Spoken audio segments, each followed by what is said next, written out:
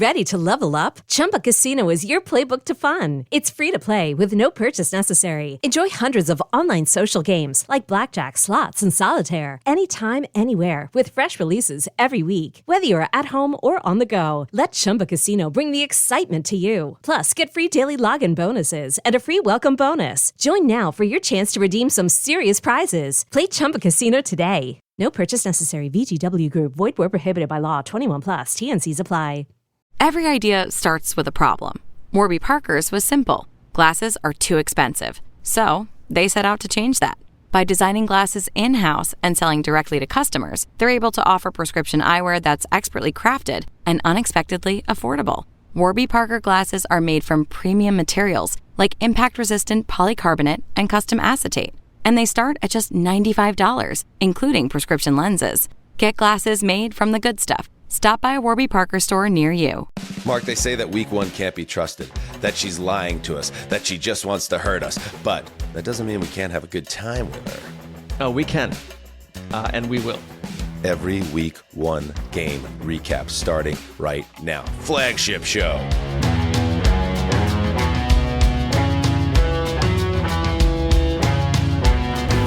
Hey, oh, look at this. Welcome to Heed the Call. Flagship program, week one. More like week fun, am I right, Connor? Because if this is what week one looks like, oh, we are in for a whole treat. Can we pump the... This is awesome, and I hate to be that guy. I love this thing from Connor because we kind of know what it is, but just go do it. Go do it. Go ahead, we teed you up. Dan here, Mark, Connor, Justin on the ones and two. Go ahead, Connor. Get it off your chest before we get into this. All right, I'm just reading this sport deserves all the attention it gets. If this is week one, we're in for buckle up. And it's just by week 16, we're going to need to do cocaine just to feel something. We're going to be so bored with this. And yes, this was fun, but we don't have to do this every time. Just appreciate it for what it is, and then we move on. All right. Listen. It's okay to be excited, though. Right, that was a hell of a Sunday. That was awesome. Yeah. Right. And we're going to get into all the games, all 14 games. I don't know why we're waiting till week 16 to dip into bags of cocaine, but if that's your plan, that's situational. What was it, 13 games today? We're going to get to the Friday night game. We got everything covered. We already hit you up with Thursday. We're going to get you Monday night tomorrow. But let's get right into it. Let's not waste any time, and let's go into one of the greatest Sunday night football games of all time. Yeah, I said it. Scorigami. You're a terrorist. Don't annoy Dan. It is. The Baltimore Ravens had it in their back pocket. Derrick Henry having the game of games, 46 yards down the sideline, untouched, to put Baltimore up 40-25 in the second half. And yet, the Bills didn't quit. After the two sides trade punts, the Bills go 10 for 80, touchdown, 40-32. Then, Derrick Henry fumbles the ball away. Bills take over. 4 plays later, they're in again, 40-38. 2-point conversion fails. Did I mention a Tyler Loop PAT failed earlier after that second Henry touchdown run? Then, after the Ravens go 3 and out, and the head coach maybe shows a little bit of a lack of onions, the Bills take over one more time, 9 for 66, setting up the Matt Prater field goal as time expires. Yes, 41-40. The Bills shock the Ravens, crush the Ravens in a game that pitted two of the AFC's favorites against each other. And Mark, let's just call it like it is. That is some games you don't know where to start. Was that an amazing win for the Bills? Was that a absolute stomach punch loss for the ages by the Ravens? Yes, it was both, and it all happened in the space of about 3.5 hours in front of Chris Collinsworth, Mike Tirico, and the world. Exactly. And it's a snapshot of today's sport and today's AFC. Despite Connor's overt cynicism to the entire operation, I mean, it is what the AFC is right now. And because 48 minutes ago, The story of the game to me was you get Lamar Jackson. Any other quarterback would have been ripped to shreds deep in the pocket. He escapes for a 19-yard run. We convert, and then that Henry run happens after it. Game over. That's a right, backbreaker. And my thinking is, look at none of these guys even played in the preseason. This team is completely prepared to go on the road, and in the biggest moment, right out of the gate, they've got to go face another Super Bowl contender, and we're seeing the Baltimore Ravens appear to be at the height of their power. And it's almost like it's working. Lamar Jackson and Derrick Henry have a way when they are unified to wear down a defense. And the Bills, to me, look defeated and broken. But the other side of the story is that every time I feel like I watch Josh Allen, no matter what corner he's been backed into, he's going to find a way out of it. And you got guys like Keon Coleman, but they just made plays. And it's like, this was a wild game with 40 narratives. We've all to write about these games before, cover them. And suddenly it becomes a story with 7,000 subplots. And this one to me was like, I'm watching Lamar Jackson at the end of this game wearing his little head thing. And I'm like, I can see his frustration because both of these teams have been here before. They've both been here before, yes. And it's like... We've seen that Lamar Jackson face. We've seen that John Harbaugh face. We usually don't see it in the regular season because they usually seem to find a way. But just to underline again how hopeless it had seemed for the Bills in the opening of their final season at Old Rich Stadium, Connor, after that Henry touchdown run, after the Lamar scramble, Henry touchdown run, the Bills, their next possession is also an empty one. Like I said, they punted. So when they punt the ball back to the Ravens, there's just over 9 minutes to go in the fourth quarter. They're down 15 points, and the Bills defense has no idea how to stop this Baltimore roaring attack. The fact that went, and I don't care, I'm so sick. I hate win probability models. I guarantee you it was at 99.9 for the Ravens at that moment. And that just goes to show you cannot ever just assume anything, especially when Josh Allen is involved. Yeah, and I would say, too, I mean, as spectacular as Josh Allen was, all of a sudden, this Ravens offense that was unbeatable just became so pedestrian, and I didn't understand what the plan of attack was. After the Bills score and they fail to get the 2-point conversion, they're down by 2 points. Baltimore gets the ball back with 1:58 to go in the fourth quarter. You run Derrick Henry after the fumble, gets a yard, and then there's a timeout. And then you do this weird jet sweep to Zay Flowers, which gets snuffed out, and then a timeout. And then Lamar Jackson just goes over and says something to DeAndre Hopkins. Yes. And then just throws him the ball 3 yards shy of the sticks, and then you punt. Lamar Jackson, just like a possession before that, I think ran 93 total yards into the backfield and around all the defense to gain like 16 yards, whatever it was. It was spectacular. Just let him do that. Yes. Like, why are we overcomplicating this shit? Why move away from it? The ball should have never gone back to the Bills. We're going to, as this episode unfolds, there's going to be a couple of moments where I thought coaches showed a lack of onions in big spots, but when you're John Harbaugh, that's got to be an easy one. That's got to be like I have, and with all due respect to Josh Allen, who's the reigning MVP, but I also watched Lamar Jackson in this game look like just the best player in the world and just be a complete impossible. What he's done with his game, even over the last year, from being the terror that he's always been with his legs, but to be the precision passer and the great decision maker he's become, he's impossible to stop. Like, how do you choose your defense in that spot to get the Bills, keep the Bills from kicking a field goal over Lamar, get me 3 yards? And I understand it's 4th and 3 at the 38-yard line, your own 38. And if Lamar doesn't get it, you're going to get asked a lot of questions. But guess what? John Harbaugh right now, as we talk about this game, is getting a lot of questions this way too. So when in doubt, I feel like sometimes it's much easier for us to say it now, sitting in our home studios. But sometimes just like the game's on the line, I need to let my best player win it for me. And John Harbaugh didn't do that, and that's something I think he's going to struggle with when he tries to go to sleep tonight. And the entire locker room. And this is a coach that the players, he's beloved by the players, but it's literally, we were thinking it at the time I texted you, I'm looking at like, why are you punting this back to Josh Allen for an obvious ending?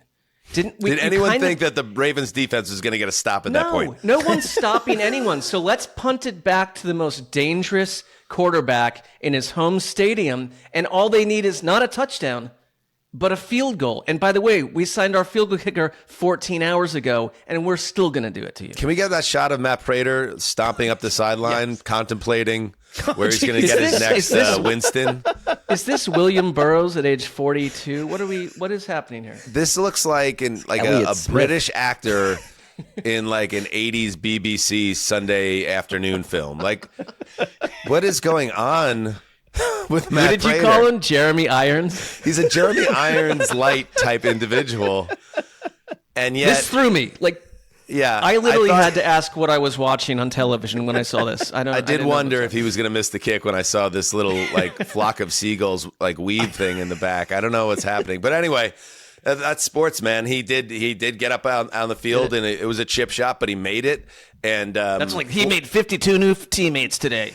yeah, it's like calm down. All right, everybody relax. But there it is. That is an unbelievable win for the Bills. It's an unbelievable win when I look at my over-unders. I took the Bills to go over 11.5. That's a win I needed, and I got that. And the Buffalo Bills now have a very important thing, Connor. They have the tiebreaker with the Baltimore Ravens. In the event that they finish with the same record this season, they would win the tiebreaker, and I think that could come into play as well. So a massive, massive victory and a total collapse by the Ravens. Oh, that's a stinger. It is. And we talked about last year, the Ravens losing that game by the toe when Isaiah Likely missed it and against the Kansas City Chiefs in the opener, and how long it takes you to, I mean, they went through a little bit of a slump after that, right? And I feel like this is one of those games that has deflating possibilities to it. This was my number one team in the NFL. This was a team that I thought you could airmail to the conference championship game, but Baltimore always makes it more difficult on themselves than they need to.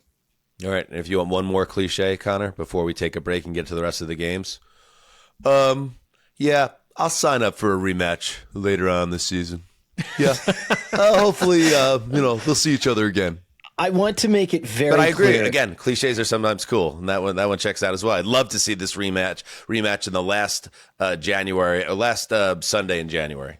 I love football. I want to make that clear. I dislike certain people. That's it. Never change, buddy. All right, we're just getting started here. Crazy week one. Take a break, and when we get back, we dive into the rest of the Sunday slate. Avoiding your unfinished home projects because you're not sure where to start? Thumbtack knows homes, so you don't have to. Don't know the difference between matte paint finish and satin? Or what that clunking sound from your dryer is? With Thumbtack, you don't have to be a home pro. You just have to hire one. You can hire top-rated pros, see price estimates, and read reviews, all on the app. Download today. All right, we're back. Okay, Sunday Night Football in the rear view. Let's now pour into the rest of Week 1 Sunday with a little Friday night surprise a little bit later in the show. But we must start with the game that we all had our eye on. In fact, when we did our Heed draft, it was the first overall pick, and with good reason. The Detroit Lions and Green Bay Packers. Justin, hit it. Curse of Marc Sessler. Stick it up your Kirby Lambo. The Curly Lambo? Stick it up your Curly Lambo. Kirby Lambo, even better. The Packers welcomed the big, bad Detroit Lions into their home and soundly trounced the defending division champs, overwhelming Dan Campbell's team on both sides of the ball.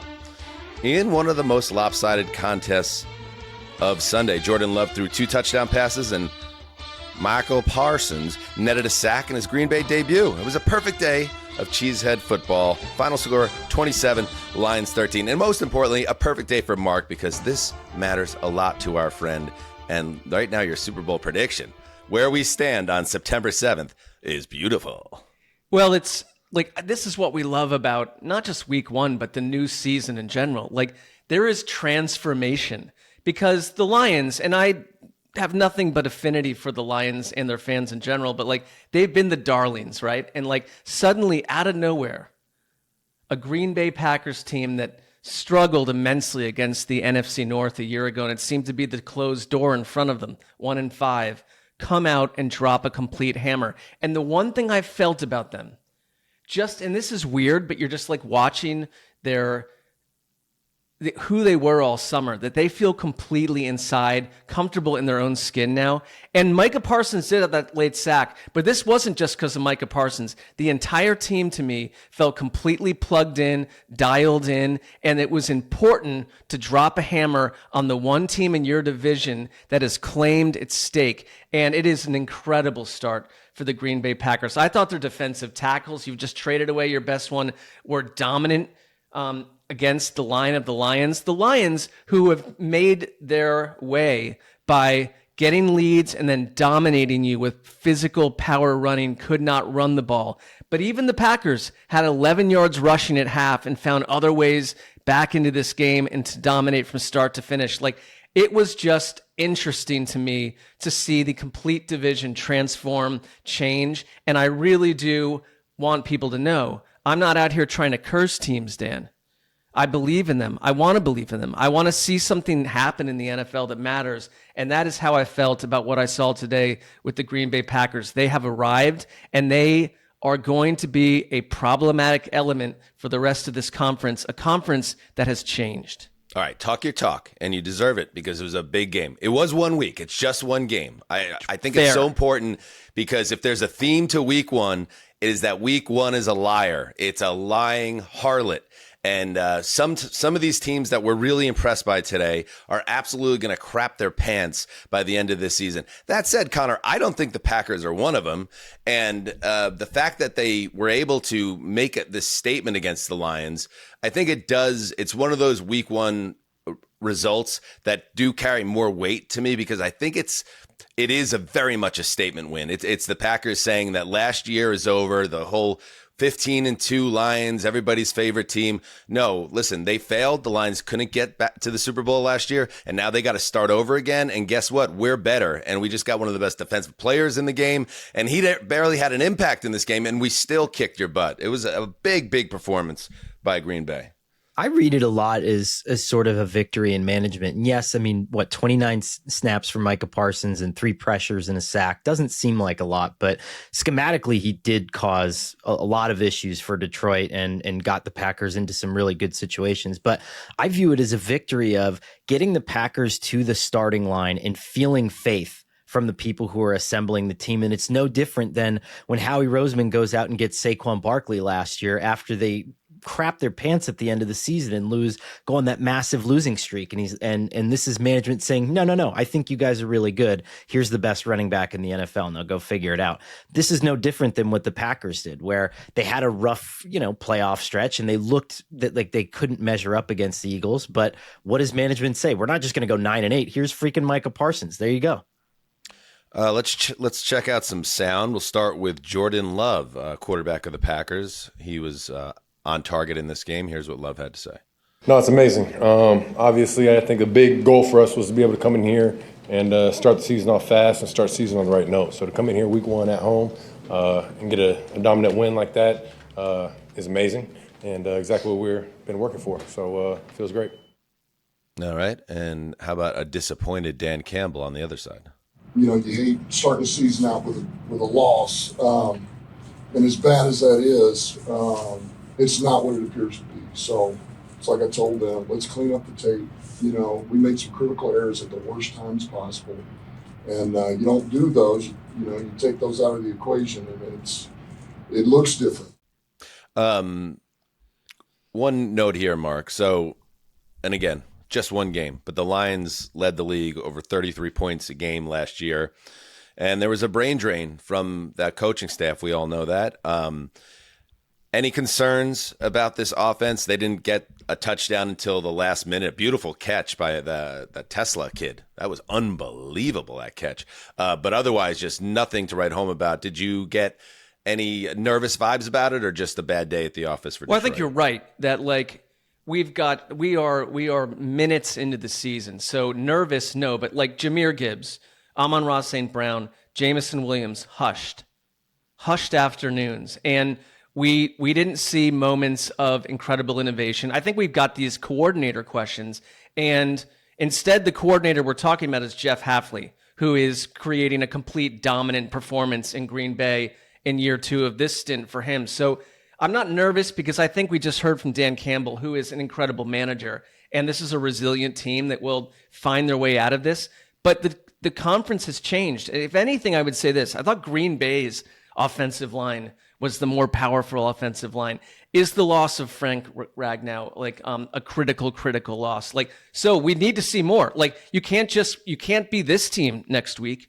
It's not going to get any easier. The Lions' schedule is rough and tumble. So not nervous yet, but I will say it's like the first hint that everything has changed. And I really say, I mean, I think like Jordan Love is like a fringe MVP candidate. I know there's some people out there thinking he could be that, but like he looked the part today. And Tony Romo said it.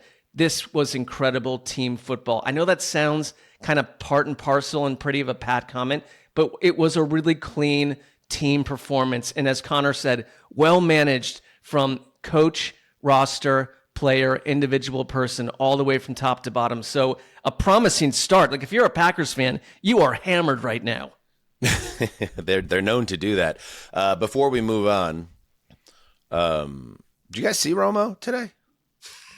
You mentioned this. What was your thought? Well, Connor and I had the same exact realization because as I was clocking it, when they kind of kicked it up to the booth for Tony and GM, as I was having that realization, Connor fired off a text in our group chat. I don't know. My theory, do you have that, Justin? My theory is that we might, there might be one of those things where it's a fake Tony Romo in the booth now.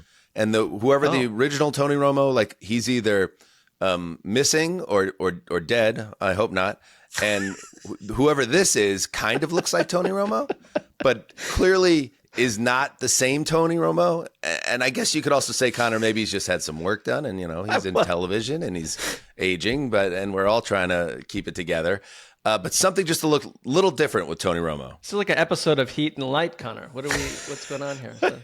I didn't think you were going to go Glass Onion Paul McCartney with it. Yeah, I just that's what I mean. Like, what do you surgery. think? Yeah, is it maybe he's just had some cosmetic work done? But I was thinking maybe what if it goes deeper than that? This is an obscure reference, but he looks like the actor J.O. Sanders in Angels in the Outfield. He's the voice of the Angels. You reference that movie way more than most people. But there's like, I do. I own it on DVD. He's got like kind of a big chin, and then there's just like the forehead's just popping out a little bit more. It looks like we did some decking up there, and so I don't know. Maybe just a cautionary. Like he's wearing a Tony Romo mask. I don't know.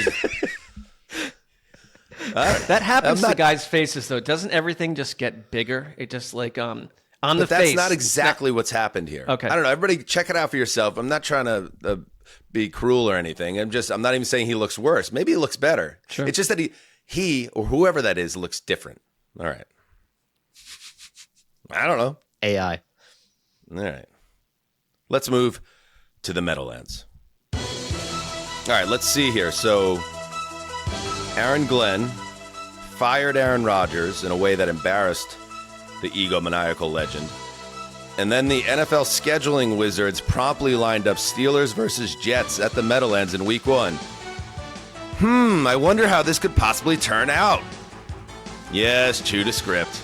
Aaron Rodgers went off, throwing for 4 touchdown passes and looking sharp throughout in a compelling start to his 21st NFL season. Thing is, Justin Fields, Rodgers' replacement in New York, was every bit as impressive, accounting for 3 touchdowns and several big plays with his legs and arm as the Jets scored at will on Pittsburgh. In the end, though, people needed to drive home angry in northern New Jersey, and so it was. DK Metcalf made a circus catch on a ball that bounced off about 14 different players. Chris Boswell drills a 60-yard field goal that would have been good from about 93, and then Jalen Ramsey had a wonderful stick of Garrett Wilson to knock the 4th down ball loose. Steelers 34, Jets 32. That is a good-ass game, boys, even if it went down like a bottle of Drano for yours truly. There's so many directions you could take this game, but I'll start with the quarterback position because I think this is a game where both the Steelers and the Jets have to be feeling great. Rodgers was... When you saw good Rodgers last year with the Jets, it was the same guy. He was accurate with his throws. He was obviously reading the defense as well. He had He had a lot of trickery with the ball, like play action and rollouts and just wide open receivers. I don't know. Aaron Glenn's got a lot of work to do with that defense. And he can't move. That's going to be the thing with him. And my concern about, if I'm a Steelers fan, is Rodgers getting rolled up on in a muddy pocket and lower body injuries. And just keep an eye on this: knee, ankle, foot, whatever. That's going to be the thing that I think is going to be the biggest concern. But as a passer of the football, if you protect him, which they did mostly in this game, I think he'll have more games like this. So that's arrow up for the Jets. Justin Fields played. This is the best version of Justin Fields that I think we've ever seen in the NFL. Not only did he make the requisite plays with his feet, which he's always done, including a beautiful naked bootleg on a key fourth down for a touchdown, he was very accurate as a passer. So that's a great sign for the Jets and their offense in general, looking functional for the first time in so long. But at the end of the day, credit the Steelers for taking advantage of bad Jets mistakes. Quincy Williams with a terrible late hit out of bounds that got a go-ahead drive for Pittsburgh going in the second half. The ensuing kickoff after a Rodgers touchdown, Gibson fumbles the ball away. Steelers recover, and then Rodgers throws another pass right after that. 14 points, right when the Jets looked like they were about to take over. The Steelers make big plays, and the quarterback helps capitalize quickly. And then the end of the game, it was just back and forth, and I just think that you have to look at what the Pittsburgh Steelers did here, Connor, in the offseason. They bring in Rodgers, they bring in DK Metcalf, they bring in Jalen Ramsey, and all three of those guys played a key role in a very exciting and important win for Pittsburgh. DK especially, I mean, and this goes back to, I thought the one thing, and this is what surprised me the most, if you asked me what ailed the Jets last year and would be immediately cleared up by Aaron Glenn, it's tackling issues in the secondary. And I thought that even someone with the size and the heft of DK Metcalf wasn't going to be able to get as many yards after the catch as he did, but he looked spry and he was getting away from really guys. Good. I mean, just tremendous. And I thought what this offense did really well, and it was Skoranek, it was all these guys, was get your best players the ball with just a little bit of room to run. It's the old Kyle Shanahan philosophy, and Rodgers wasn't complicating it. He wasn't doing too much. And when you do that, you're gambling on the other team just not being willing or able to make those stops time and time again. And I was just honestly surprised at how easy Pittsburgh made it look in that regard. You said it perfectly, Dan, that both teams can come away feeling new and positive and optimistic about what occurred, because it's been a long time for the Jets on offense, but they imposed their will on the Steelers. They ran for 182 yards, and we don't know what the ceiling is for Justin Fields. We just don't know. He's been thrown around the league, and it's like this was a clean, confident, well-used version of Justin Fields in an offense that was balanced. Garrett Wilson made huge plays. It kind of just leaves you like, if you're the Jets, what do we want to see? We want to see growth. We want to see a team that's organized and doesn't look like they've taken 14 tabs of LSD. And they did that today against a very good Pittsburgh defensive front. They were the more powerful team on the ground, and and they stopped the Steelers on the ground. We're kind of openly rooting for them. I know we were texting during it, and yes, they lost, but it's like I come away from it with optimism for the New York Jets. That's where I am overall. And there were a lot of people in my mentions, Jets fans, that are always going to skew hyper negative. And I don't like to feed into that pessimism around the Jets because there's just too much of it and it can overwhelm being a fan of the team. But you also have to be real about it. As all the good things that happen, in addition to everything you just said, Mark, which was all accurate, that running game, yeah, Breece Hall, he had that wiggle back. He had that juice back. Justin Fields, in addition to the accuracy, yeah, he was making plays happen with his legs. And the offense looks sustainable. We'll see. Again, week one is a liar. She's a harlot, but we shall see. But all that looked great. The problem Women is, do not lie. The problem is, some do, some don't. The problem is, at the end of the day, this is exactly what I said in the preview show.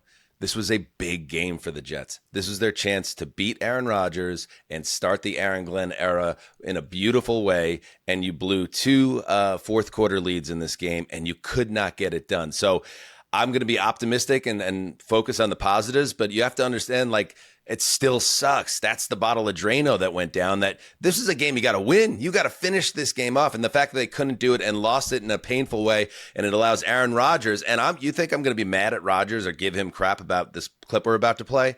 I'm not, because when you play like that, you could talk your shit. And this is what Rodgers said after the game. You spoke about the meeting with Aaron Glenn on McAfee a few months ago. Beating him, is there significance in that, since he basically told you to your face that he didn't think you were right for that team? Yes, that's what he did. So there's significance in beating him for you? I was happy to beat everybody associated with the Jets. Yeah, so listen, he gets to do that. He gets to say that, Connor. Well, let me just ask you this, Dan. And so I remember covering when the Jets scored 48 points, and I think it was Tony Sperano's first game, and Stephen Hill had 2 touchdowns against the Bills in the season opener, right?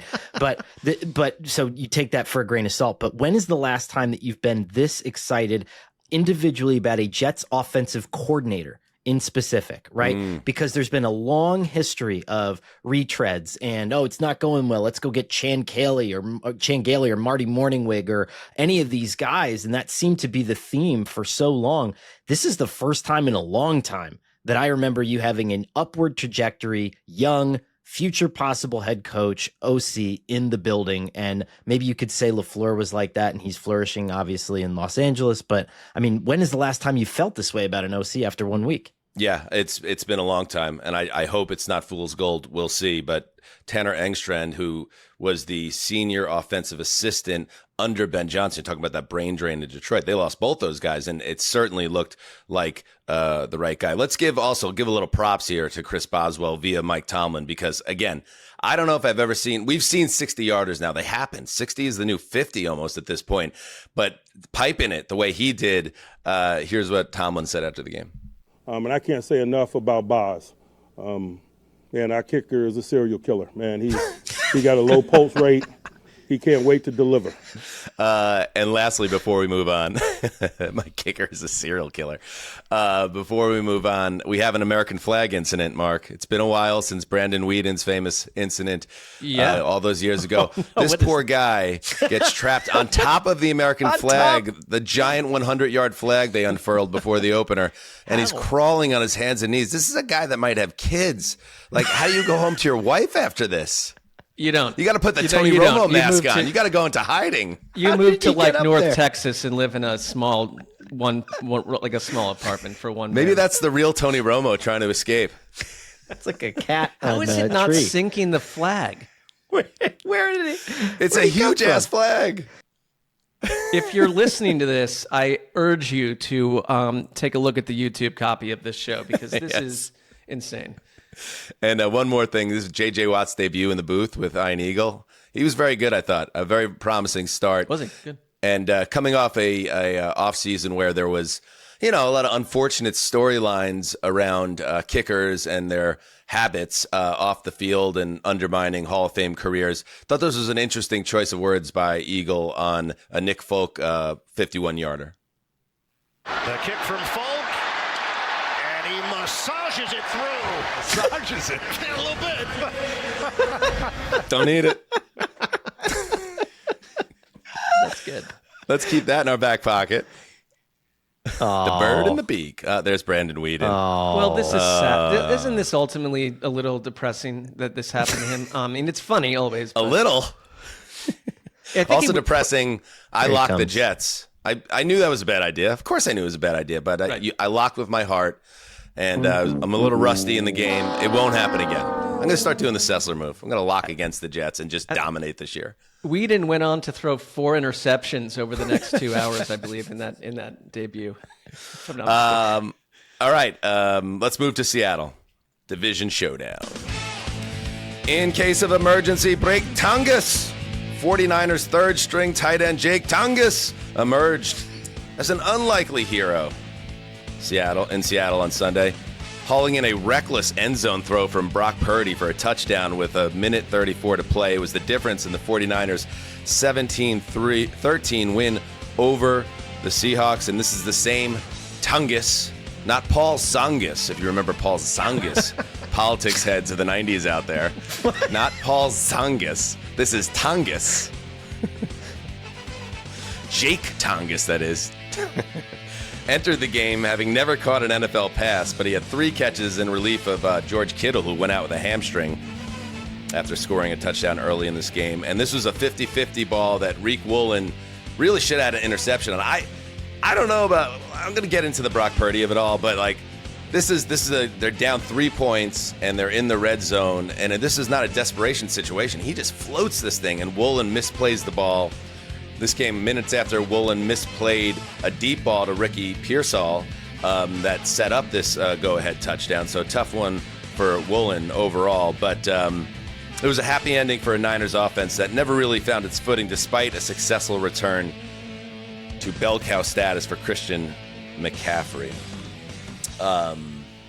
Yeah, boys, this is what the Niners offense is interesting because McCaffrey touched the ball a ton, which you expected, but you wondered how he would look because he popped up on the injury report after tweaking his calf on Thursday.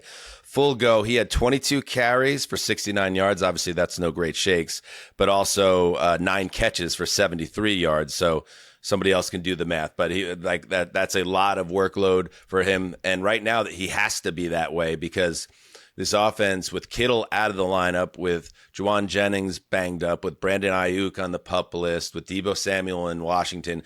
Pearsall, Mark, lived up to the summer hype with a really big 100-yard performance, and he looked every bit a stud. But Brock Purdy, who is someone that I've never been totally sold on, and I understand why people are, and I understand why the 49ers paid him, but he's a guy that takes a lot of chances, and sometimes that with the arm strength that he has, it leads to a lot of opportunities for the defense.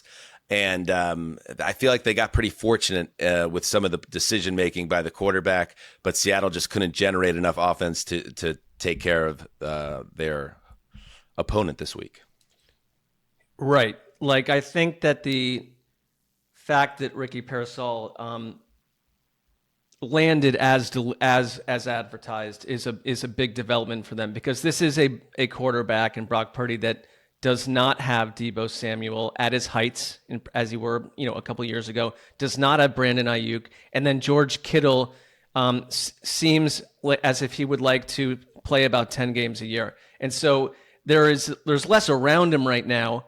And you're leaning, like, it always felt like a team that was leaning so hard on Christian McCaffrey and on certain players to such a degree, and we've ticketed them for 12 wins or something. Like, I didn't, from what I've observed of this game, I didn't see that kind of team. And I don't know if Brock Purdy alone, and I am more pro Purdy than you are in general, but he needs pieces around him, and he's always had luxurious pieces around him.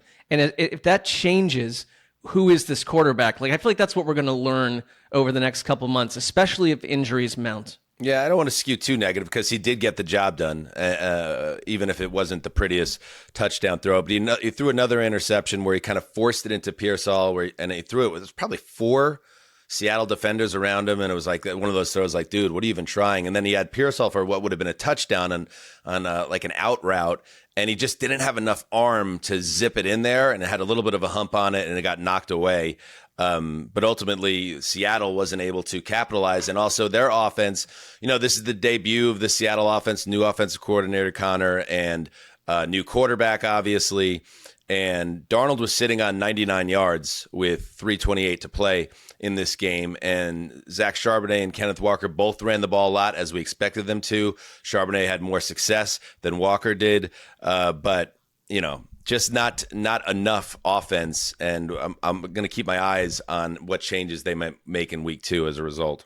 You guys make a good point that week 1 is a liar, but it's also sometimes showing you what's going to be the ultimate truth, sans the context of 17 games or however many the games they play now. But it's one of those things where I think both of these teams will wind up as top 5 defenses, and we'll look back at this more as kind of an artful slugfest. Fair. If you look back at some of the secondary blitzes that Saleh and that Mike McDonald were throwing in this one, like the backfield looked like the beginning of Saving Private Ryan. There was just bodies flying everywhere. It was wild. And so That was my takeaway from this game was like, holy shit, both of these coordinators were in their bag, and the 49ers will get by. They'll figure out how to score some points, but I think both Saleh and McDonald are going to wind up with top 5, top 10 defenses. Connor, I was going to ask you, because you've been a Mike McDonald guy. Like, that was one of my takeaways. I just wrote on my notes, like, the Mike McDonald vision has arrived. I mean, we're getting close where it's like, I think this is a really quality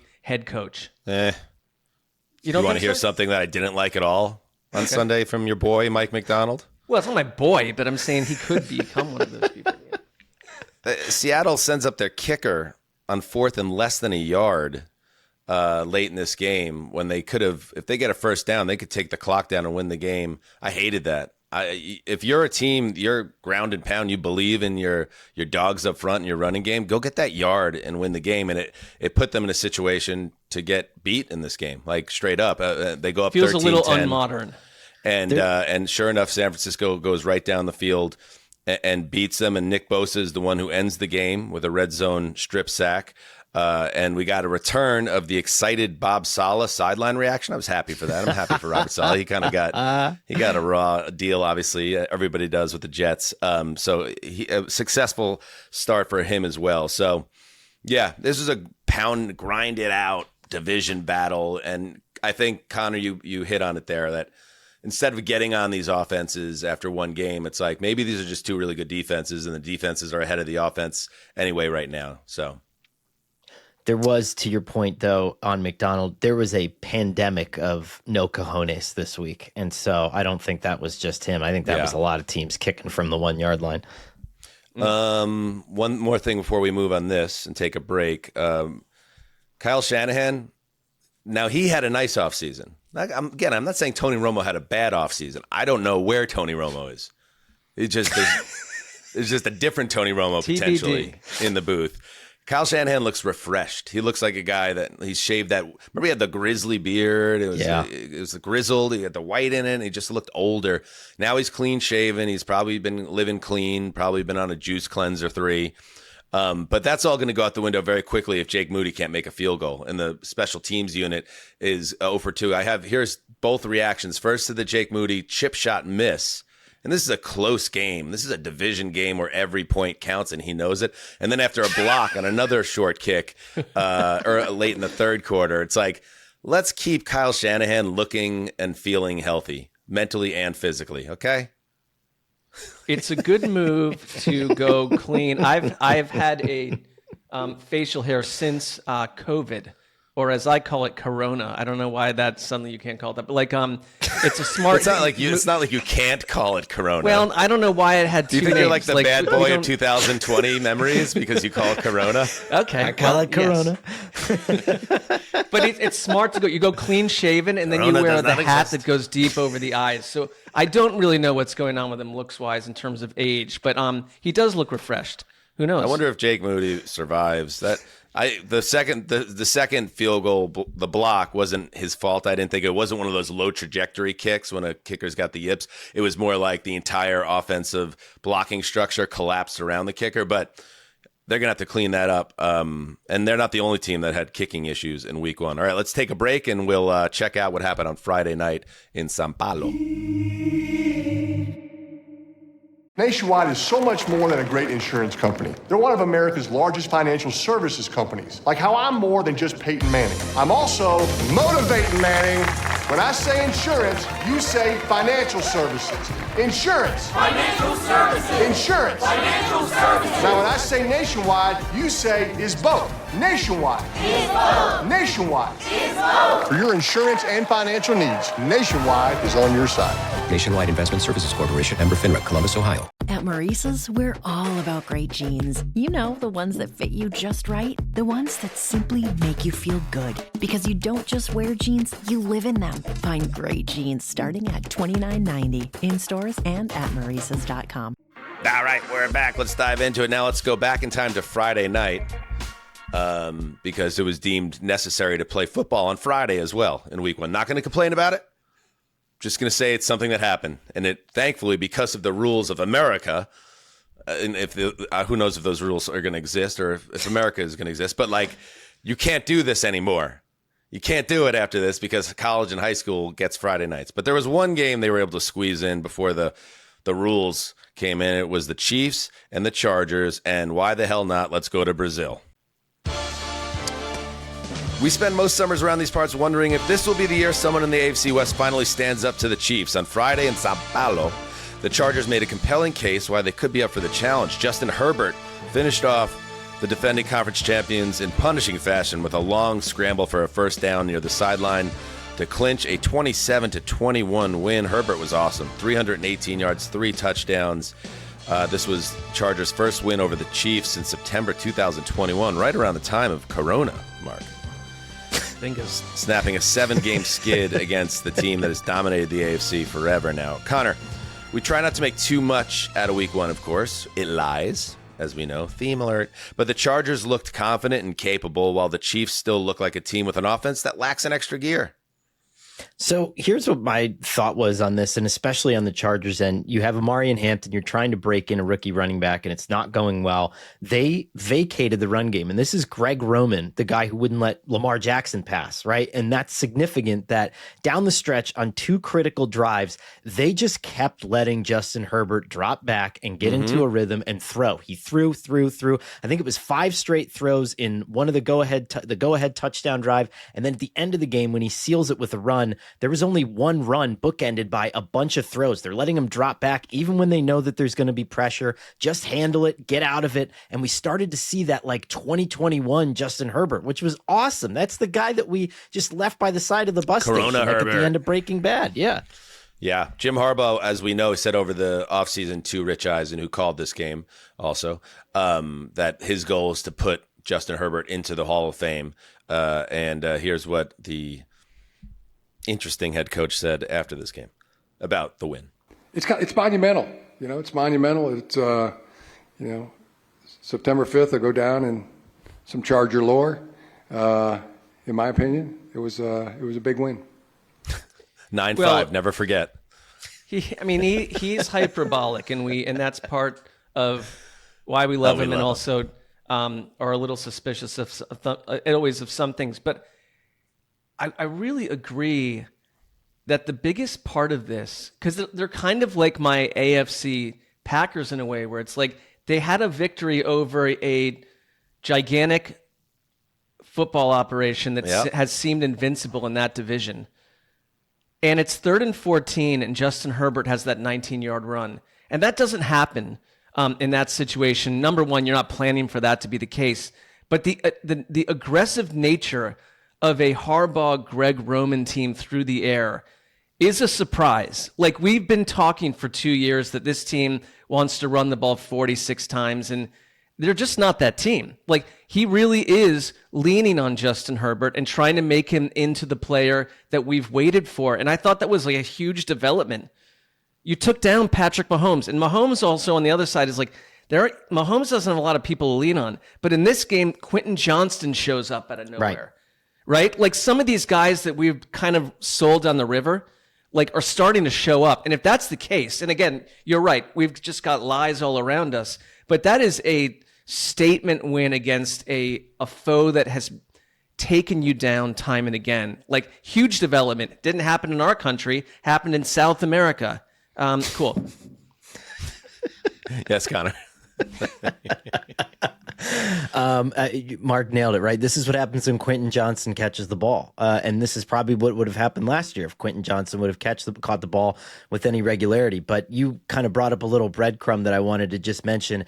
I would say that if you considered all factors, this was probably one of Patrick Mahomes' 10 best games that he's ever played. Wow. He was phenomenal in this on game. an island by himself. This is this is an all-time quarterback. I understand that, but there was nothing around him. Absolutely nothing. And he was running with reckless abandon. He was shouldering dudes. He was, Travis Kelce knocked out. You tried to buy a penalty on the sidelines?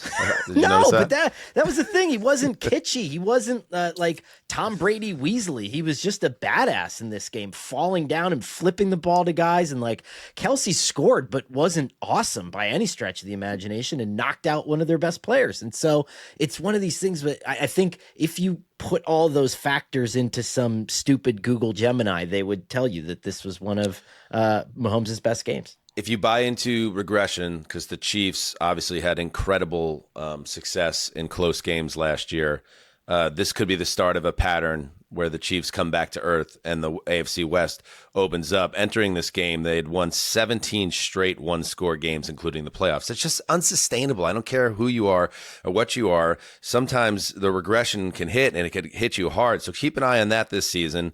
And also want to say that the Xavier Worthy injury is a big injury for the Chiefs. Like, it is. They need him in his second year to build on the positives of his first year, which was up and down, but he certainly flashed, the former first-round pick. You have Rashee Rice that's out for 5 more weeks, and you have Travis Kelce in his state. You have Jalen Royals, another rookie. He's battling a knee issue. And now you have Worthy, who goes out with a shoulder injury. He's going to try to play in a protective – whenever I hear he's going to try to play, he's going to be wearing a sling, this is fucking football.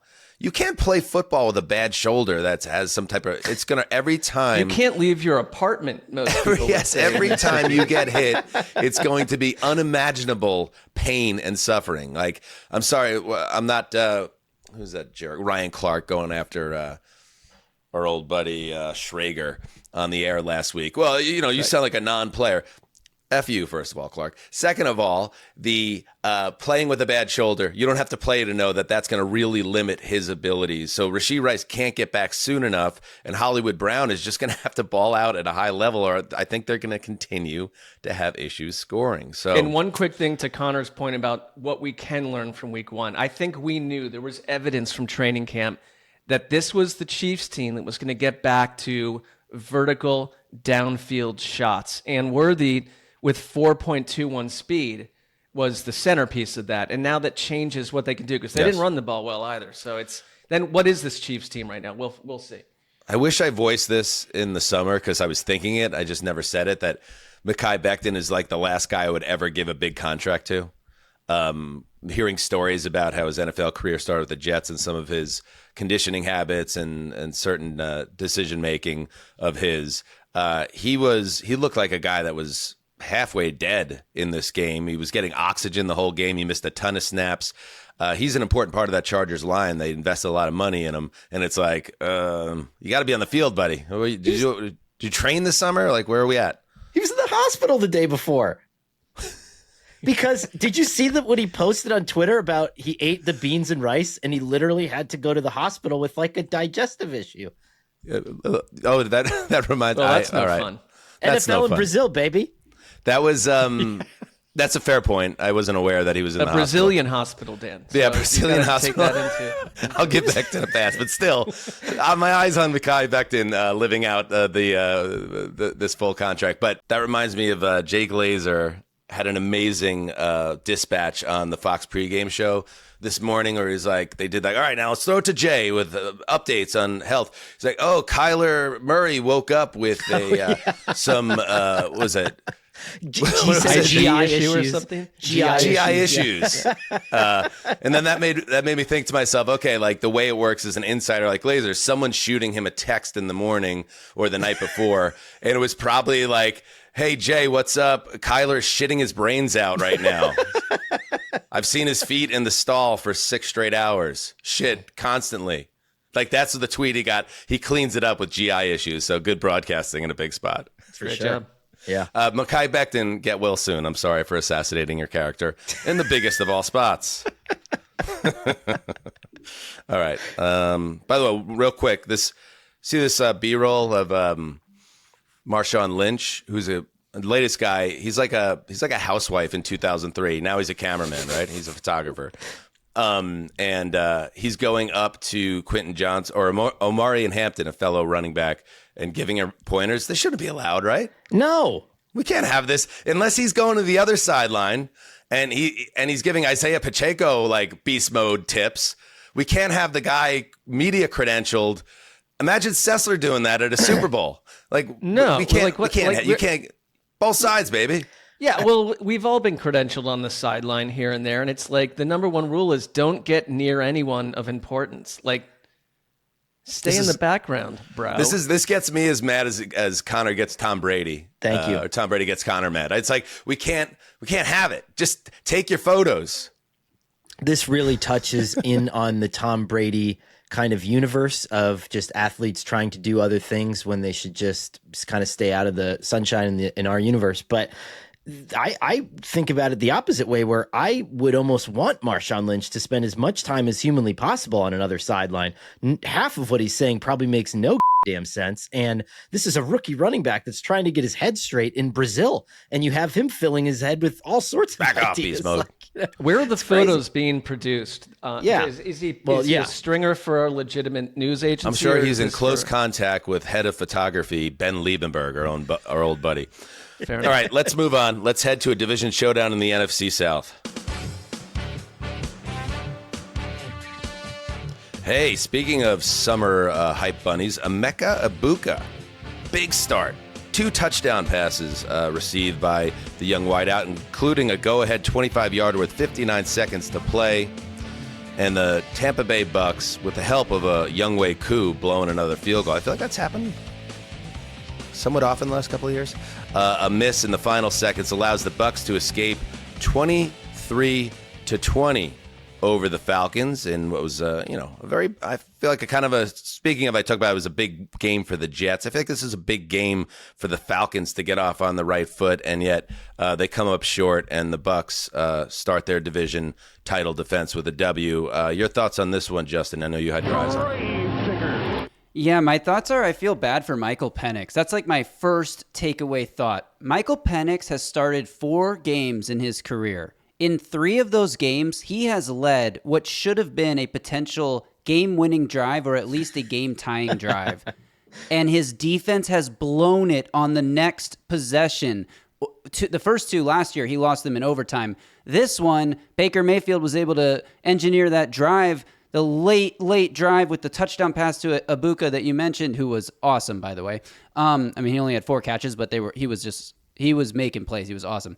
But then Michael Penix goes down after giving his team a late lead. He then has another chance with less than a minute to go, and he drives him back down into field goal range.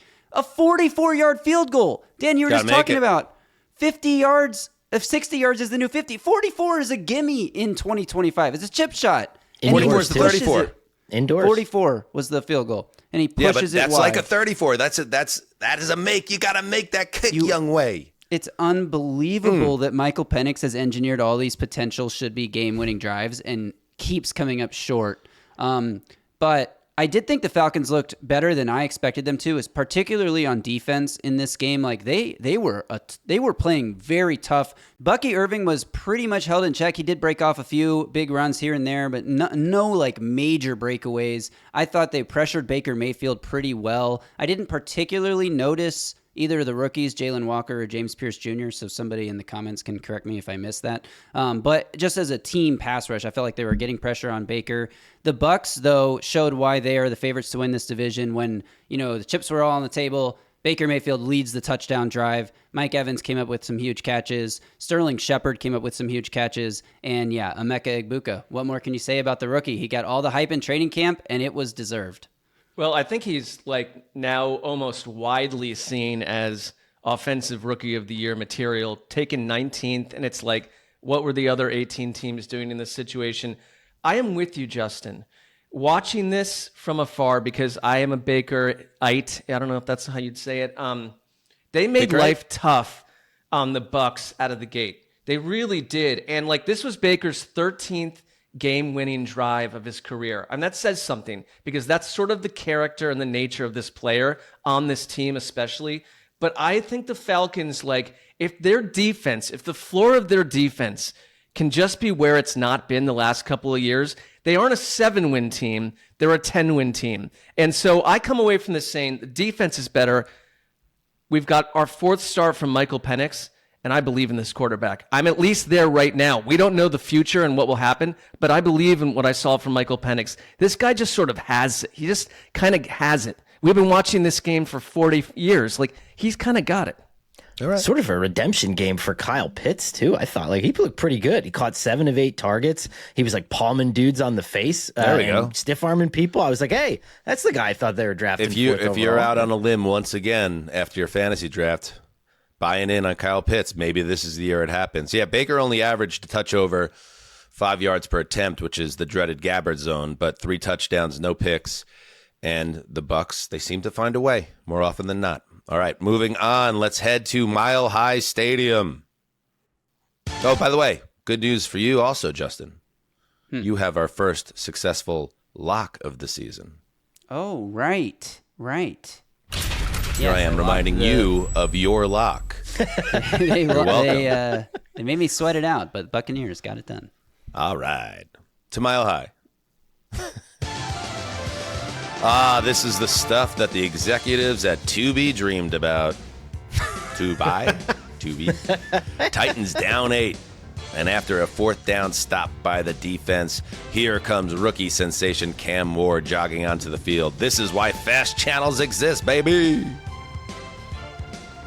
Unfortunately, the drama quickly dissipated. Incompletion, drop, sack fumble, game over. Broncos 20, Titans 12. I warned the Hype Bunny Broncos not to trip on their dongs at Mile High on Sunday, and they did not, but they kind of stumbled over it. They grazed over it. I would say they did trip over their dongs. They got won. A dub. That's what I mean. They made the best effort I've ever seen a team make to hand a game over. To trip over a dong. Yeah, including give him the trophy. I want to see what that trophy looks like. I I think you could the do Broncos, that, you got a different type of talent, but sure. First of all, Dan, the Cam Ward, the zero star of the Cam Ward story, the supposed Tubi documentary on Cam Ward. I can't find any information about this. Oh no! IMDb said it was supposed to premiere on Labor Day. All you jackals out there that came down on me for getting after Cam Ward choosing Tubi as the distributing partner.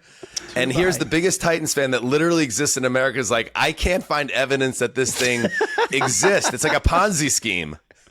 Like, the IMDb page says it was supposed to have aired already. There's no, episodes. It was originally pitched as, a 5-6 episode series or something? Oh, no. There's, it's your generation Star Wars, Justin.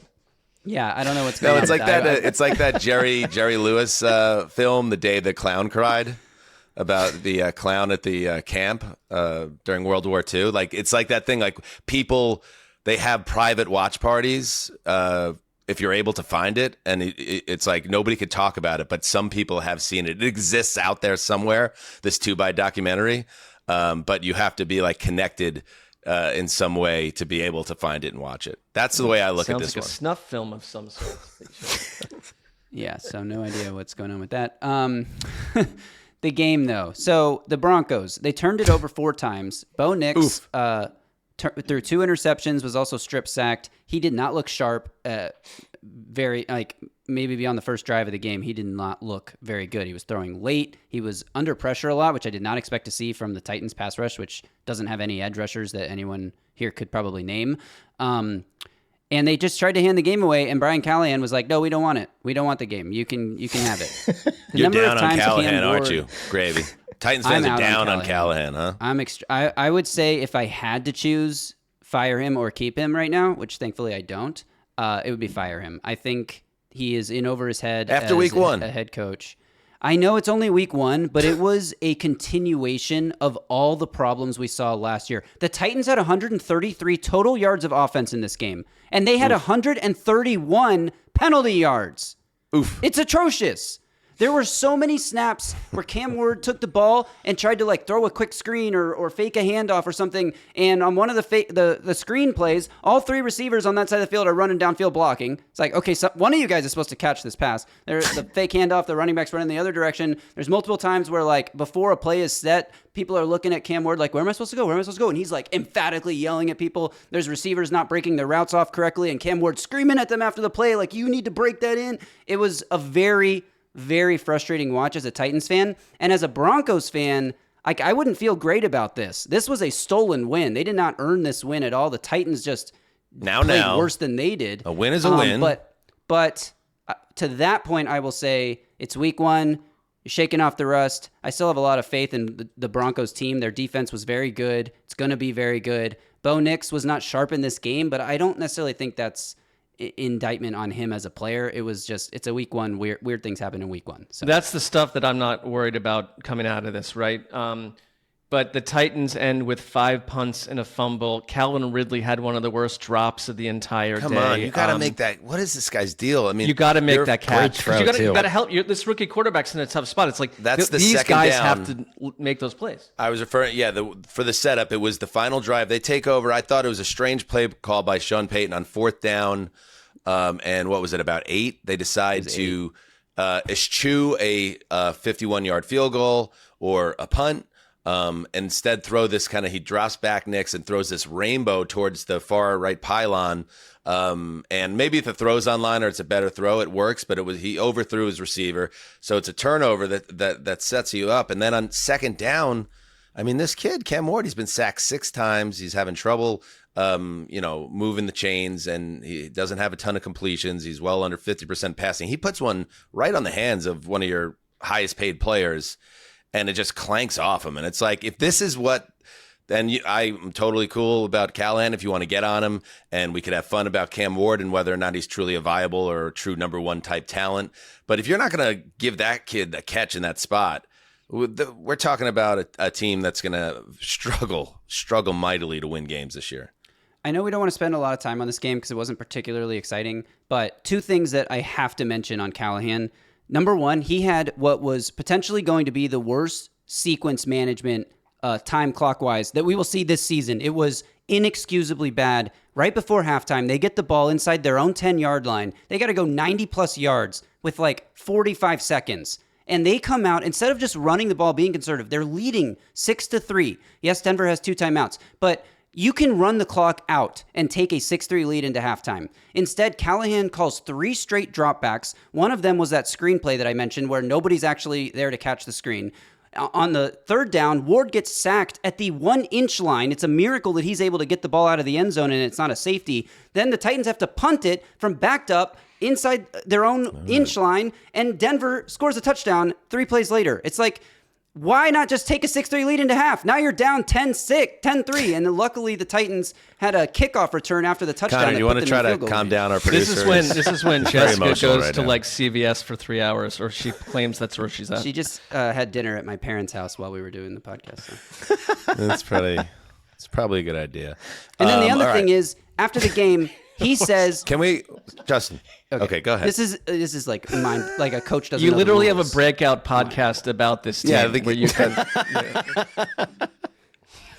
The Bo Nix thing is something to keep an eye on. There is something to keep an eye on there because I know there was a little bit of discourse out there in the offseason that if he broke down the game tape last year, that maybe he wasn't quite the breakout rookie that he was made out to be. He was protected a little bit, and a very sloppy game. I'd like to watch this one before I make any opinions, but just something to keep an eye on. All right. You're okay, Justin. It's okay. Let's just find that 2 by Doc. Let's find that. Let's make that the number 1 goal of this Titan season, to locate this web series, whatever the it is. 2 by. All right. Cam Ward is good. That's the good news. Okay, I don't cool. care about the rest. All right. I don't know, man. Let's see. Is that what this whole season's going to be? I've done this myself, by the way. I did this with Sam Darnold for 4 years. It's a very dark place to just keep saying the quarterback is good and everything else sucks. I hope that's not what this is going to be. Not a great start in Nashville. All right, here we go. To Lucas Oil Field. Stadium? Lucas Oil. Something. The Danny Dimes Redemption Tour is underway. Daniel Jones was locked in his debut as the Colts QB1, accounting for 4 total touchdowns in a 33-8 rout of the flop-finned Miami Dolphins. Those poor things that were stuck at SeaWorld and the fin flops over. That's the reference there. The Colts are 1-0 for the first time since, wait for it, 2013. 7 years before Corona. Mark. Connor, what surprised you more about this game? Dimes and the Colts attack or the Dolphins' non-competitive start to their season? Well, we talked about it going in that the Dolphins had some injury issues, but what I didn't expect was how off page Tyreek Hill and even his best receivers were. And the first pick was just a blatant overthrow of Tyreek Hill. Tyreek Hill was upset on the sideline, and Tua described it on the podium after the game as like, my body was telling me to go through my progressions, but like my brain just kind of let it rip. And you're in year 3 of an offense with a really good play caller who once was a great play caller, and you look worse than ever. Zach Wilson came in and at least I think completed like 5 of 8 passes in garbage time at the end of the game, but Tua just snowballed from the beginning and really looked lost from beginning to end on this one. This was the most disappointing, although not unexpected, because we've kind of been talking about the Dolphins as a combustible potential disaster, but you're playing the Colts, who we also were speaking about that way. A total, complete destruction. And it takes the shine off of what we thought Mike McDaniel could do well. And you don't believe in the quarterback. The wide receiver looks physically annoyed on the sideline. Everyone's assuming he's going to be traded by October. It's a terrible start. And I kind of don't know where you go from a vision standpoint. If you're the Dolphins from here, I mean, it's going to need to be a big turnaround, and you're going to need to change our minds, because I think we all kind of feel the same way about this team. And it was even overly confirmed in this absolute apocalyptic week 1 loss. Yeah, it was they were one of those teams, and a lot of the times, and it's good because it makes following football and sports not predictable, but these teams that we have kind of a groupthink opinion on end up outperforming expectations. But in this case, the general vibes around people outside the Dolphins world is like, the energy feels off. The Mike McDaniel thing doesn't feel like it's in a good spot. Tyreek Hill, keep an eye on that thing. Tua, we understand his skills, but is he a true QB1? Can he stay healthy? All this stuff. And then this game happens, and it kind of underlines all the concerns and all the things we talked about in the offseason, right down to Tyreek Hill looking pissed on the sideline. And then after the game, Mike McDaniel, I thought this was interesting and quite telling that Jason Garrett on the NBC Sunday Night Football pregame show, when Jason Garrett of all people is saying, like, I thought it was an electric presence. Yeah, I thought it was kind of a lifeless, uninspired effort, and then it was a pretty lifeless press conference. I'm paraphrasing a little bit. It was like Jason Garrett's getting after somebody's charisma level. But anyway, Mike McDaniel seems a little bit off in his own universe as well right now. Let's listen to this. There was a lot of preparation for week 1, and I don't think it looked it. What does that mean? That means that guys let week 1 and the bells and whistles of the season starting get the best of them. My job is to prevent that. I did my best, not good enough. Odome Brown, you handle this analysis. That's all I have to say about it. Let's talk about, real quick, Connor, let's talk a little Daniel Jones. Did this feel sustainable? Obviously, this is a good story. And I know you were higher, I think, on Jones than I was and a lot of people. And certainly he threw a touchdown and he ran for a couple more, was it? I mean, that's a nice threw for start. A touchdown, ran for 2. Tyler Warren with 7 catches for 78 yards. And that, to me, was the difference maker, where when they need something, and I'm not going to excuse what Anthony Richardson did last year. Clearly, Daniel Jones is a better quarterback, but there were a lot of drops too. And maybe it's because the balls weren't coming when the players were expecting it to or whatever, but Tyler Warren's clutch. I mean, he caught a bunch of passes, moved a bunch of first downs, ran for a first down, which was like my favorite part of the whole weekend. I was like up and stomping and screaming because I love Tyler Warren. But the Colts scored on all 7 of their offensive possessions. That has not happened since 1978 in a game. How about that? It's completely wild. Daniel Jones. Wow. Good for him. I'm happy for him. And here's the thing. Dolphins, last thing here. You get trounced on the road against a team that everybody kind of thought was going to be terrible this year in the Colts. Now you go home and you get the Patriots. If you can't find a way to beat the Patriots, who, by the way, need the game after losing their opener as well, then you go on the road on a short week to play the Bills. And this is how coaches get fired. 0-3 starts, those type of situations. So this is all of a sudden very quickly reaching a crisis point for the Dolphins. It can happen that quick when you're a quarterback, when you're a head coach that is potentially in hot water with ownership. Okay. Let's see. By the way, was Irsay's daughter featured in this telecast, Connor? Oh yeah, but she is a fiery individual. It appeals. Let me see to this. I haven't seen this. I heard about it. She kind of cracks me up. I find her to be entertaining. Look what? Whoa! With the pen and the pad. Look at the pen and the pad. She's dressed like Cam Newton, modern day Cam. Yeah, this person is not here? messing around with society. Taking notes. Taking it Dude, by when she got the notes and the pen out, she's kind of dressed like almost like a female like priest in the future or something. I'm trying to like lock down what's happening here. I mean, I'm sure it's a very expensive, stylish outfit. I've just never seen anything like that. I do like the sunglasses. Priest in the future. I don't know what's happening. All right, let's keep moving. That's going to be a fun subplot.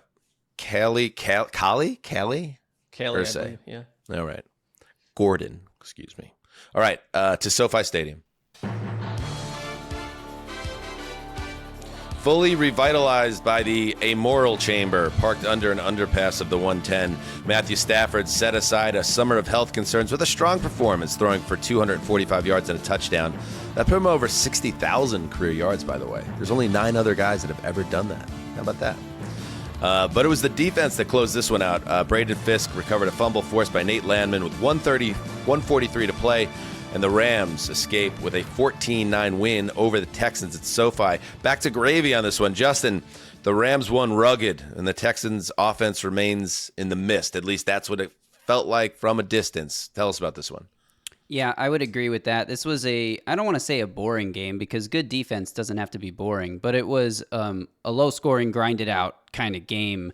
And Connor, you made the point earlier that you think the Seahawks and the Niners could both be top 10 defenses this year. I think the same is true in this game. The Texans and the Rams are both stacked, loaded with talent. The Texans are especially just loaded all throughout the defense, and the Rams have found some guys that I don't know if they were necessarily expecting to find, but that front four is just tremendous, and they were on C.J. Stroud all day, pressuring him, forcing him into bad throws, bad decisions, and I just felt like it did kind of feel like the Texans were driving down to win the game there until the ball was knocked out. But that came as a result of the Rams tight end having the ball knocked out of his hands after it was a catch incomplete, and then they looked at it and it's like, no, it's actually a fumble.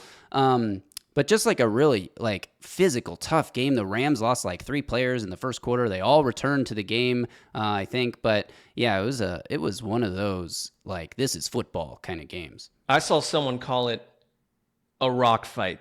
And at one point you got Puka Nacua bleeding from above his eye. And it's kind of like, okay, that's what this game was to me. And it wasn't boring, but I know what you mean because it seemed like from a different decade or a different time. And the defenses were punishing, and that's a great sign I thought the Rams played with incredible enthusiasm on their defense. They seem just to be so well run. That's not a surprise to anyone, but it's like, go win a game like this. It doesn't need to be shiny and bright in 2025. It was from 1975.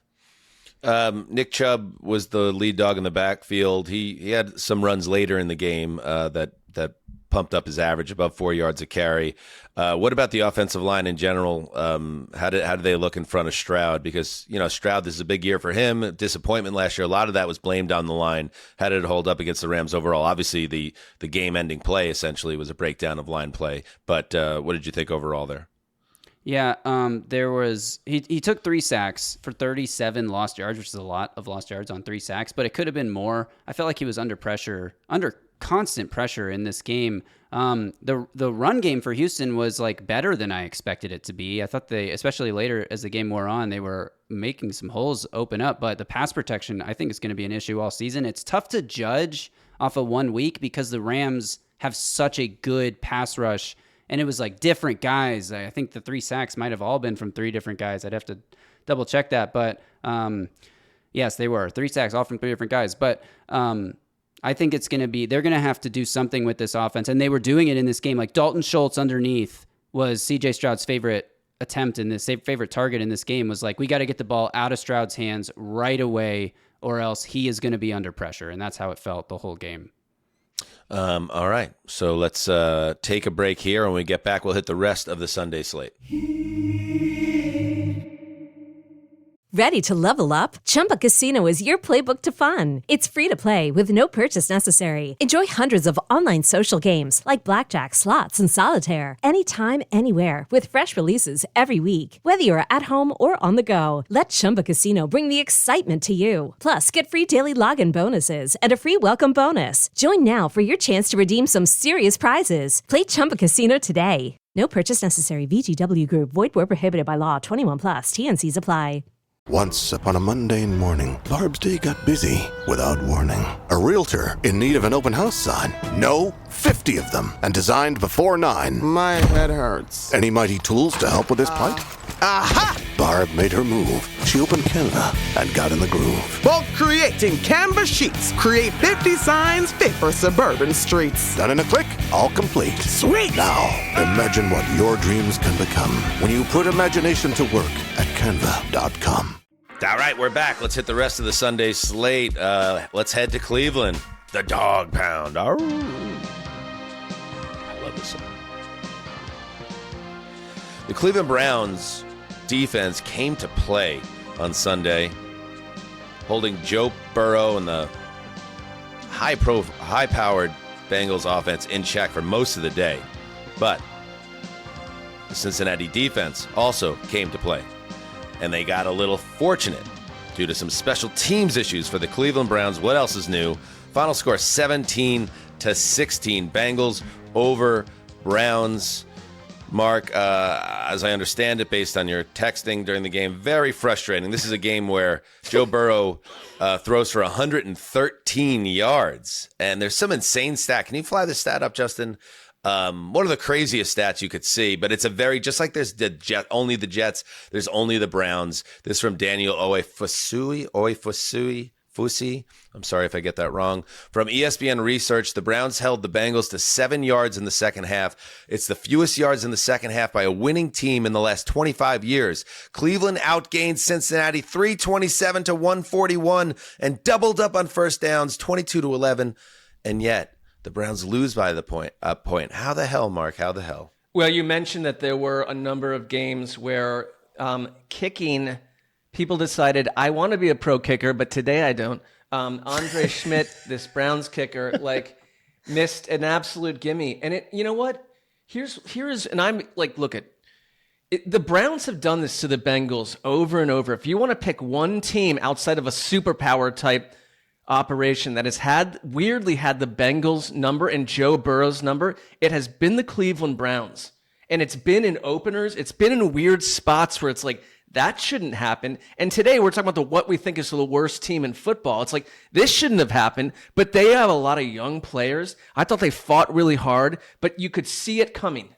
And when it happened and they missed that kick, I am walking around my apartment thinking, why do I not spend Sundays reading 300-page novels and change as a person? Why am I doing this? Even my relatives are laughing at me at this point for following this trash bag that floats around inside a league of professional teams, and I had to observe this. Well, I genuinely wanted to punch a window out of my apartment tonight. I was so angry. And I think that's good. Mark. I think that's good to still feel that passion, but they made me feel something, and then they cut me all over again. Yeah, that's got to be frustrating to have that effort. Myles Garrett is doing his Myles Garrett things, and here's Joe Burrow and the Bengals, and all this talk in the summer about how the Bengals are going to get it off to a hot start. You do everything but find a way to score enough points. How did Flacco look in this game? He looked like Flacco. Flacco can still throw the ball. Physically, nothing's different about him. And they have a couple guys. I'm going to just say this because I'm not going to overrate them. They'll win 4 games. But there are players on this team that I think they are quietly, I kind of get it, they're quietly building something. Cedric Tillman played well at wide receiver. They've got Harold Fannin Jr., their rookie tight end. This guy can play. And this is a Bengals team that we've talked about nonstop. And their defense under Jim Schwartz still just goes and does what they do under Jim Schwartz. And they seem to, I like that they show up against a divisional opponent like this. And so I'm not trying to be overly negative, but it sent me into a bit of a wormhole mentally, right in the middle of you're trying to do the rest of everything else. It's I don't need you in my life. I think it shows the professionalism of both you and I, the nature of the Jets and Browns losses on this Sunday. And yet here we are delivering the goods. Connor, do you have any takes? I was just Joe Burrow was not great in this game, but there were some throws that he delivered, and he got there was one great quarterback cam view of him getting the absolute shit knocked out of him and putting a ball completely on the money. And there was a couple of those in this game where even in a total gross just slobber fest, he can come out and he can do that 2 or 3 times in a game and be a difference maker. And I mean, I think this is just a very erratic lights out moment for this offense. I think they're going to be fine. And for a team that lost, so many games last year, 38-35 and 41-37, and as maddening as that was to win a rock fight here and kind of steal one, as it were, I'm sure they probably think they're owed a few of those. So that's that. Do we have Burrow on this? Let's hear from Joe Burrow, just for my niece Lily. Yeah, we'll take it. Anytime you can win like this, you kind of steal one. So we stole one today, and we're gonna have to be better. That's right, Mark. Congratulations. The Browns lost. Well, everything's gone well now. Yeah, everything's back to normal. All right, let's move on. Let's go to the Superdome.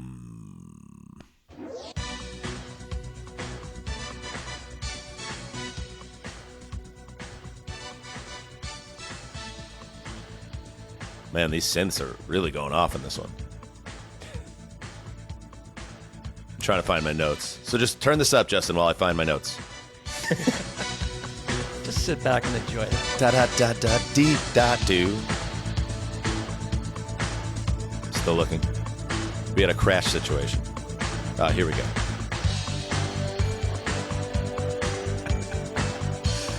It's got a little personality to it. All right, Kyler Murray threw for 163 yards. That ain't no great shakes, but he did hit Marvin Harrison Jr., 5 for 71 and a TD. Murray also ran for 38 yards and a touchdown and had one of those little cute shovel passes they get credited for a touchdown throw to James Conner. It was enough to secure a 20-13 win over the New Orleans Saints, as I said. Mark, obviously, maybe you want to beat up a team like the Saints a little bit more than this, but a team like the Cardinals, you want to get off on the right foot, and they did their job. Well, that's exactly what happened. I mean, it kind of reminds me of the Rams-Texans game that Justin described, where it's like, I don't come out of here with major life-altering takes, but a couple things. I mean, this game came within 2 plays of going to overtime because Spencer Rattler threw a ball into the end zone that, if you're not Budda Baker back there, would have been caught, and then you're going to overtime. And that was 3rd and 10 from the Arizona 18. Then it was 4th and 10, incomplete, game over. But it kind of came down to that, and it's like, I don't leave. I am a pro Cardinals person, I get that, but I leave with some of the same questions. But I will say, Marvin Harrison, a beautiful fight, 45-yard catch. I saw a little bit more chemistry between Kyler Murray and Harrison. McBride showed up. Just like it feels a lot like last year's team that's grown up a little bit. And the defense is a changed unit. You're playing the Saints, though, so a lot more evidence to come. Evidence to come. But the Saints also were not there's a world where the Saints are a massive disaster, and I thought they kind of showed up. They showed up today, and I don't hate Spencer Rattler. They had Spencer Rattler throw the ball 46 times. Now, I know you lost the game by a touchdown. That's a lot. Some mismanagement on the part of Kellen Moore, not using any of his timeouts in the first half, Ellen and Moore. Ellen Moore. You're going to have your early blues there as a coach in terms of game management. But Mark's right. I mean, I think this team, I went in thinking, okay, either the Saints are going to have the number 1 pick, or they're going to be one of those teams like the late era Mike Vrabel Titans that are still kind of bad, but they're going to beat some good teams throughout the course of the year. And I think this is a 4 or 5 win team, but a feisty 4 or 5 win team. Alvin Kamara looked good. These guys looked all right. All right. I'd like to see how both these teams look in week 2. The Cardinals get the Panthers at home, and the Saints draw the 49ers in their building. All right, let's keep on moving. Let's head to Foxborough. Oh, Jaunty Geno Smith made his Raiders debut, and you know what? It was a success. He led the team on a touchdown drive on his first possession, and then with the game on the line in the second half, he sealed it, throwing a 36-yard completion to Dante Thornton that allowed the Raiders to run out the clock on a 20-13 win over the Pats in Mike Vrabel's debut. Said Geno after the game, those situations, game on the line, I love the ball in my hands. That's what I live for. And yes, I've come around on this Geno late career. He's not a perfect quarterback, and he's always going to make mistakes within a game, but he's got guts. He's got guts, and he does not shy away from the moment. And I think, the combination, the things that we talked about in the summer, having a competent veteran QB like Geno and having a head coach like Pete Carroll, they're going to win a lot of the close games that they've lost in recent years. So arrow up on that, even on a day when Ashton Genty in his debut rushed for under 3 yards per carry. So he didn't have his best start. The Patriots did a nice job bottling him up. And in general, I thought New England's defense was pretty good in this game. After giving up the initial touchdown, they really shut down and flustered, I thought, Geno for a couple of quarters.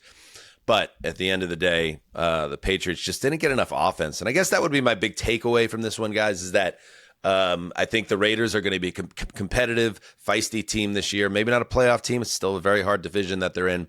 But don't sleep on the Raiders. The Patriots, I want to know what their identity is on offense, because there's been so much talk about this Drake May arrival, and I'm not going to make too much of judgment on 1 week, but I still see a team that doesn't quite know who they are, what their angle is. So kind of I'm going to hold on the Patriots evolution from also ran to a team on the rise after 1 week.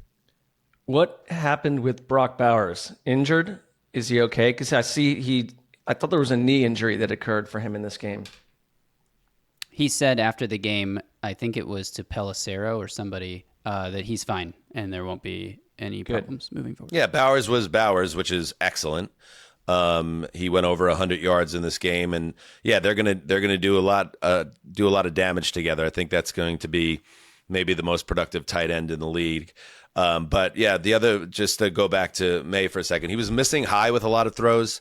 So there's some mechanic stuff to work on, and the running game, at least in week one, Stevenson and the rookie both got their chances, but they just couldn't really get anything going. So that is what I'm more focused on in this game. It's good that everyone you've mentioned outside of Bowers, I have picked up on fantasy teams, and they've all underperformed, as you would. So. Well, if it makes you feel better, he ended up throwing 46 passes, but he picked up some yardage in garbage time. That's put a little lipstick on this pig. I did have a big issue with. I know everybody loves Vrabel because he's incredible and all that, but this guy, they're down 20-10 with 4:53 remaining. 4th and 10 at their own 44. You gotta go for it there. And he does the thing, again, drives me crazy. He punts the ball away down 10, and sure enough, they do get the ball back, but by the time they put points on the board to get it down to a one-score game, it's too late. It's an onside kick and game over. Here's what Vrabel said after the game about that decision. I made a decision, on 4th and 10 with, close to 5 minutes to punt. Would like a better punt, and we had him stopped, and that was the plan, and that didn't work. And then they hit one, and we just didn't have enough time there at the end to do anything. That was the decision, that I thought was best for us at the time. Don't put this on the punter, because yes, Bryce Behringer had a 21-yard punt that didn't help matters, but the bigger decision was you taking the ball out of your offense's hands and your young rising star quarterback when you needed 2 scores with less than 5 minutes to play. Justin, does any of this ring a bell to you as a Titans fan? Oh, yeah. Titans fans will remember Mike Vrabel was a routinely, what was the cowardly punt? There's like a cowardly punt scale or something out there somebody does on Twitter. This is his the thing. Surrender Index. Surrender Index. Thank you. Yes. Great name. I like cowardly punt scale, but yeah, Surrender Index, definitely better. No, Mike Vrabel did this in a playoff game when the Titans played the Ravens in the playoffs, and it was like 4th and 4 from like the Ravens 40 or something with 5 minutes left in the game. I think they were only down by 1 score, but still, go for it. What are you doing? Yeah. One more note on this. Max Crosby never was right last year. Never was fully healthy. He was healthy in this game, and he was a menace. So I don't think he qualifies for comeback player of the year. I don't know how any of that works. But I know that he has a chance to be a massive presence on this defense in a way he wasn't quite last year. So keep an eye on Crosby, fully healthy, game wrecker version. All right. You want anything to put a bow on that one, Connor, before we move on? I mean, why are we not talking about Chip Kelly? He was fucking awesome in this game. And did you see the Chip Kelly cam? I sent you a link there after one score. They cut to Chip, and oh man, I was like, oh, we got to get this to Connor. Average yards per stick, average yards to the sticks. Geno Smith was like throwing beyond the first down marker on average for every throw. Like, hell yeah. This is like the 2009 Big 12. I love this. The Raiders are going to be an annoying team. Let's go. For a lot of contenders this year. That is my prediction. All right, let's move to the nation's capital. We're close to it. You know how it is.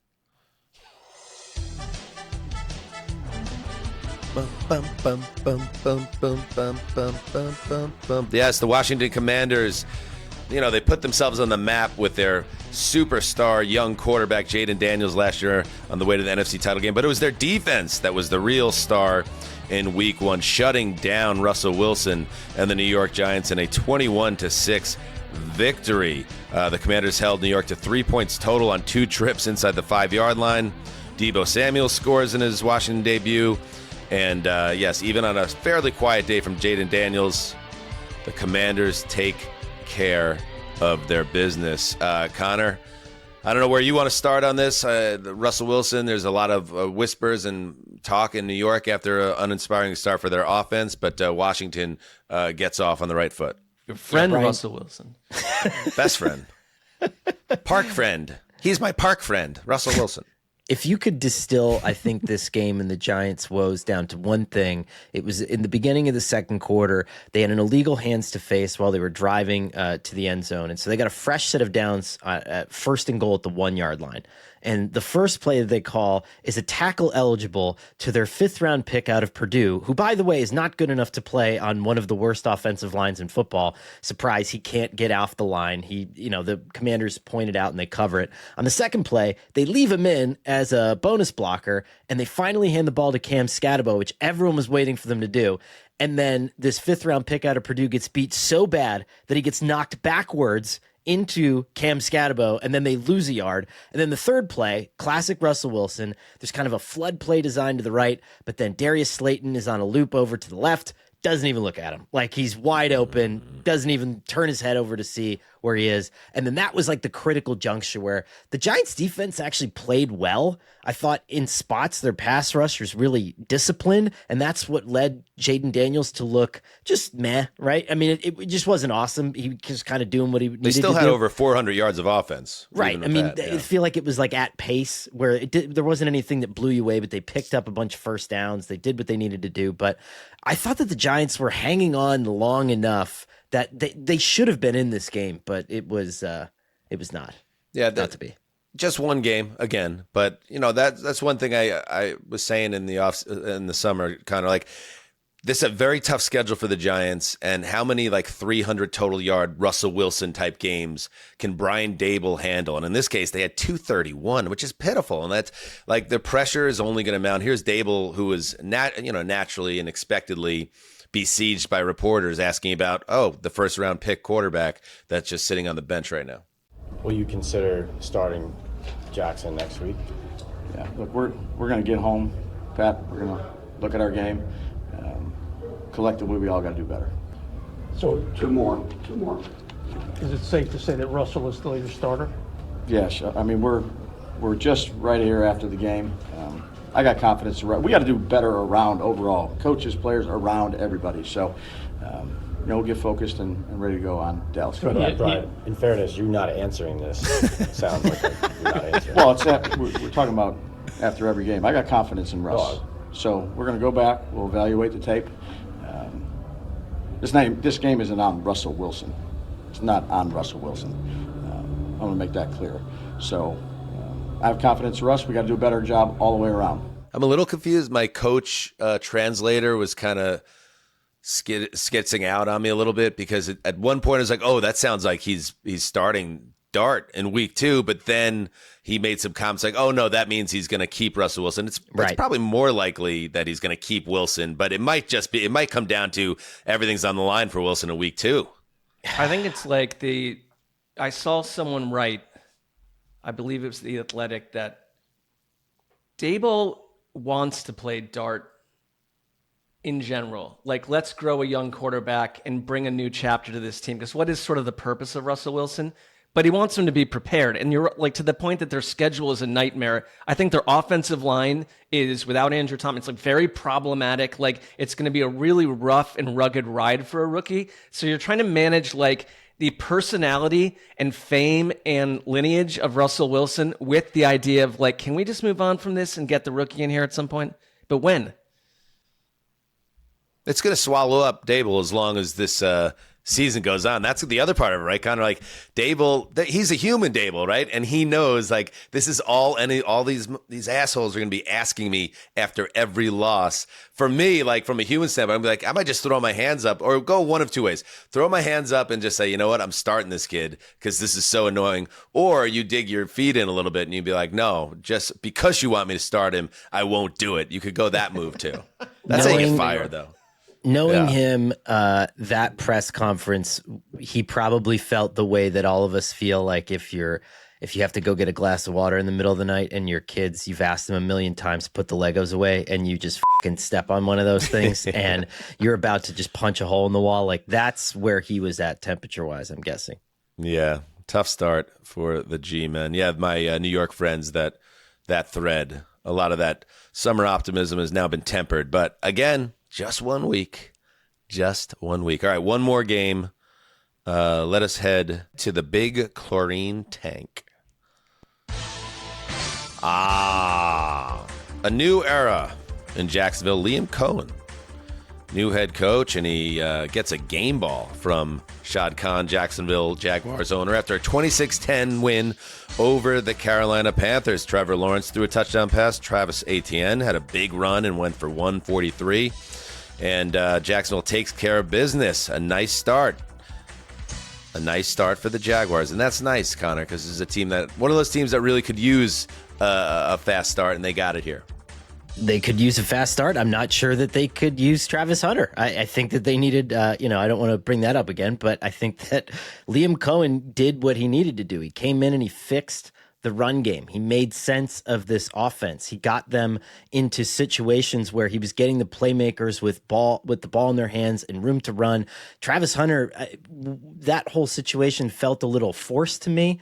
And even Brian Thomas, when he wasn't getting the ball, at least you were getting involved in the running game. And I just thought everything about this was good, and just made me question like the Travis Hunter snap count and like all this kind of stuff. Like, is this necessary, or could you have gotten something else with the 5th overall pick that might have helped you a little bit more in this game? But I don't know. I'm going to let go of it after this. This is 39 snaps on offense, 6 for 33. And then he played just 6 snaps on defense. I guess the positive way to look at this, right, is this is good. This is kind of uncharted territory, right? And Liam Cohen's tasked with kind of figuring out how to use this guy that not only is he very talented, but he's a two-way player, and he knows management is kind of locked in on this. So you're dealing with that pressure from internally.